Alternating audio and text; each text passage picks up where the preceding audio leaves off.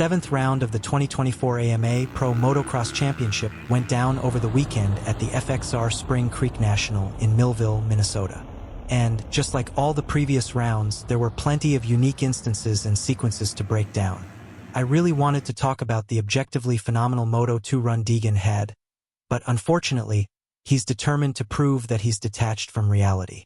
Here's the Moto2 start from a close-up POV to refresh your memory. Moto2 turned crazy. Heavy rain and a lightning storm delayed the proceedings. Then chaos really broke out in the first turn, when Chance Hymas appeared to have the whole shot, but then appeared to be losing traction with his front tire. He stuck his leg out to catch himself and his foot caught Deegan's front wheel and down Deegan went. Worse, Hymas injured himself, going from the lead to out of the moto instantly. Chance took me out on the start, Deegan said. It was actually kind of sick. I came out of the gate perfect. My rear wheel hooked up, and I just launched out.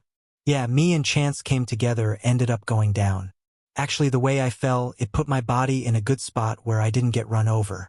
I was right behind my bike, literally watching everyone get stuck in my bike. It was crazy.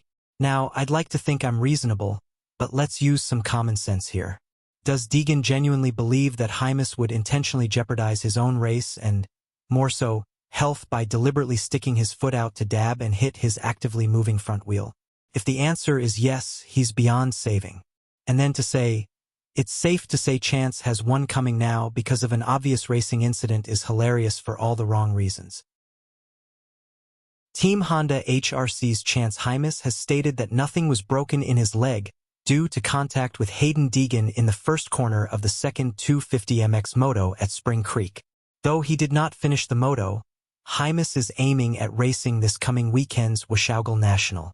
Amazingly, Hymas stayed up and made it a couple of turns in before pulling off the track and going straight to the Alpine Stars medical truck. He reportedly couldn't put weight on it at the time, but has since stated that he hopes to be better for the next round of racing. The DNF dropped Hymas from 2nd to 4th in the 250MX standings, as he now sits 63 points behind Deegan atop the standings. If he can make it to the line at Washougal, he will have 2 weekends off after to continue healing as the series takes its final break in the schedule ahead of the final 3 rounds in August. Twisted Tea Suzuki has picked up Colt Nichols for the remainder of the 2024 season, set to debut at this weekend's Washougal National in a deal that will extend through the Super Motocross World Championship postseason.